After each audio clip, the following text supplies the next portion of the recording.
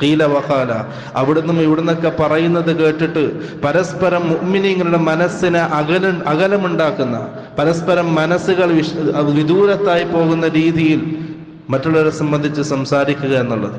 രണ്ടാമത്തത് വകത്റത്തുസ് സുആൽ, അധികരിച്ച ചോദ്യം. മറ്റുള്ളവരുടെ വിഷയങ്ങൾ അറിയാൻ, മറ്റുള്ളവരുടെ കാര്യങ്ങൾ അറിയാൻ, മറ്റുള്ളവരുടെ രഹസ്യങ്ങൾ അറിയാൻ എല്ലാവർക്കും താല്പര്യമാണ്. അതിനുവേണ്ടി അധികരിച്ച ചോദ്യങ്ങളും അന്വേഷണങ്ങളും ഉണ്ടാവും. വകത്റത്തുസ് സുആൽ, അല്ലാഹു സുബ്ഹാനഹു വ തആലക്ക് വെറുപ്പാണത്.